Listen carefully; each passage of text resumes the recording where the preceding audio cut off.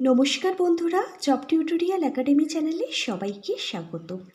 প্রিয় দর্শক বন্ধু, ভারতীয় ডাক বিভাগ অর্থাৎ ইন্ডিয়ান পোস্ট অফিসের তরফ থেকে গ্রামীণ ডাকসেবক সহ আরও বিভিন্ন পোস্টের জন্য নিয়োগের বিজ্ঞপ্তি প্রকাশিত হয়েছে।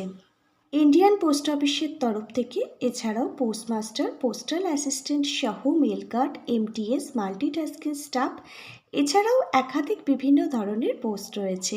এটি সেন্ট্রাল গভর্নমেন্টের একটি পার্মানেন্ট পোস্টের জন্যই সরকারি চাকরির বিজ্ঞপ্তি। এখানে স্থায়ী পদেই নিয়োগ হবে, কোনো রকম কন্ট্রাকচুয়াল ভিত্তিক নিয়োগ কিন্তু এখানে হচ্ছে না। এখানে মাধ্যমিক বা শিক্ষাগত যোগ্যতা থাকলেই তোমরা আবেদন করতে পারবে। এছাড়া বিভিন্ন শিক্ষাগত যোগ্যতা অনুযায়ী এখানে বিভিন্ন ধরনের পোস্ট রয়েছে, আবার বিভিন্ন পোস্টের জন্য আবার রয়েছে প্রত্যেক মাসে আলাদা আলাদা বেতন। এখানে কিছু পোস্ট রয়েছে যে সমস্ত পোস্টগুলোতে কোনো প্রকার লিখিত পরীক্ষা, রিটেন এক্সাম তোমাদের নেওয়া হবে না।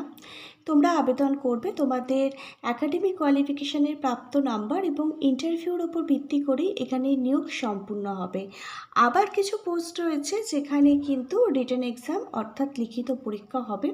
এখানে কোন কোন পোস্টের জন্য তোমাদের রিটেন এক্সাম থাকছে আর কোন কোন পোস্টের জন্য একাডেমিক কোয়ালিফিকেশানের ভিত্তিতে নিয়োগ হবে, এই সমস্ত কিছুই আমি আলোচনা করব আজকের এই ভিডিওর মাধ্যমে তোমাদের প্রত্যেকের সঙ্গে।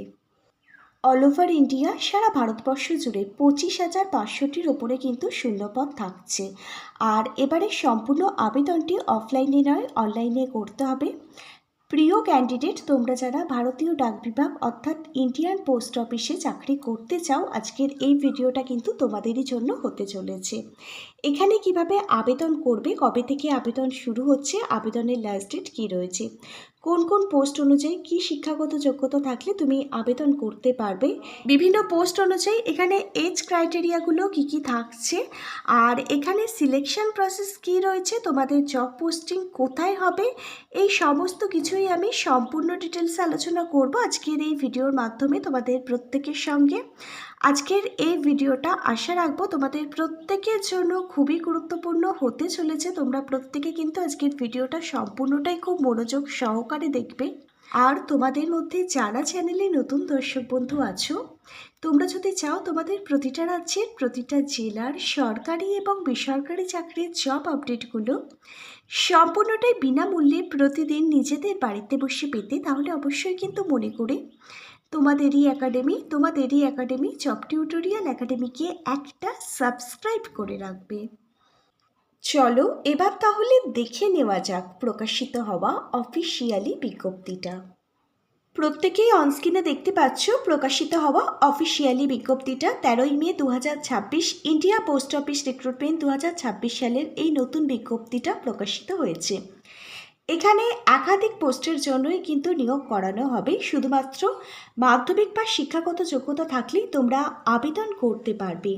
এখানে কোন কোন পোস্ট রয়েছে, এখানে গ্রামীণ ডাকসেবকের পোস্ট রয়েছে, এখানে postal assistant, sorting assistant, postman, mail guard, LDC lower division clerk in PAO এবং মাল্টিটাস্কিং স্টাফ যাকে এমটিএস বলা হয়, এই প্রত্যেকটা পোস্টে রয়েছে পোস্ট অফিসের নতুন রিক্রুটমেন্টের বিজ্ঞপ্তির মধ্যে। এবার দেখো এখানে এজ লিমিট, এখানে আবেদনকারীর মিনিমাম বয়স থাকতে হবে 18 বছর।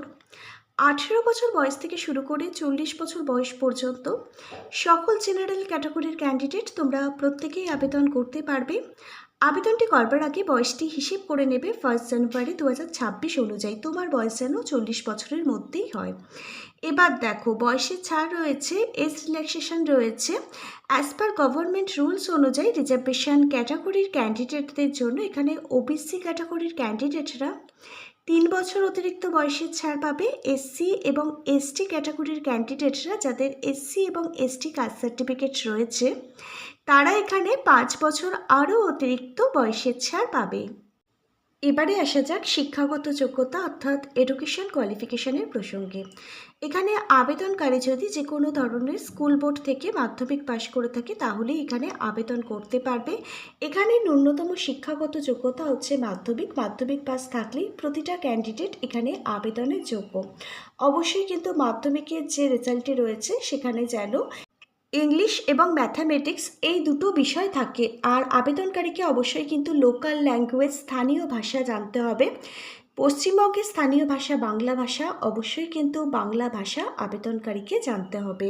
আবেদনকারীকে শিক্ষাগত যোগ্যতার পাশাপাশি কম্পিউটার জানতে হবে। ক্যান্ডিডেটকে বেসিক কম্পিউটারের ট্রেনিং নিতে হবে। বেসিক কম্পিউটারের ট্রেনিংয়ের সার্টিফিকেট থাকতে হবে। কমপক্ষে 60 দিন মানে 2 মাসের একটি ট্রেনিংয়ের সার্টিফিকেট কিন্তু আবেদনকারীর থাকতে হবে।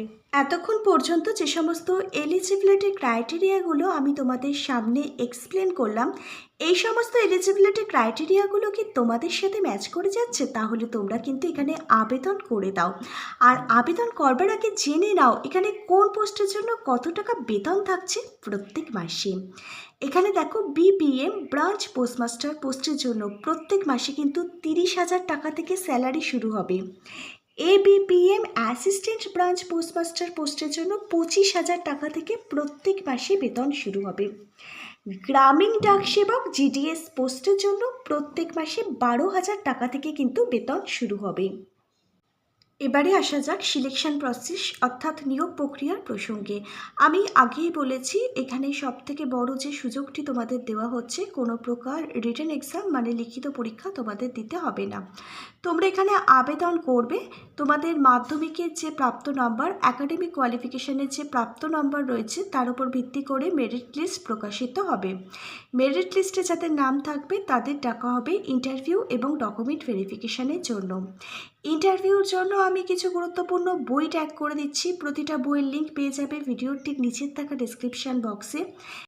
এই প্রতিটা বইতেই শেখানো আছে কিভাবে পোস্ট অফিসের চাকরির ইন্টারভিউর জন্য নিজেদেরকে তৈরি করতে হয়। প্রত্যেকটা বইয়ের লিঙ্ক পেয়ে যাবে ভিডিওর ঠিক নিচের থাকা ডেসক্রিপশন বক্সে। এবার বলে রাখি, যাদের হায়ার মার্কস আছে সেই সমস্ত হায়ার মার্কস ক্যান্ডিডেটরা কিন্তু এখানে আগে প্রায়োরিটি পাবে, মানে আগে অগ্রাধিকার পেয়ে যাবে।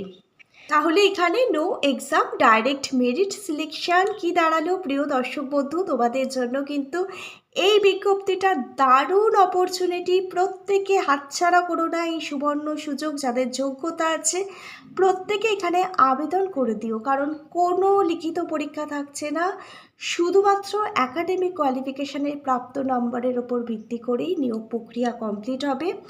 যারা ভালো নাম্বার পেয়েছো, যাদের ভালো মার্কস আছে, তাদের জন্য কিন্তু দারুণ দারুণ সুখবর।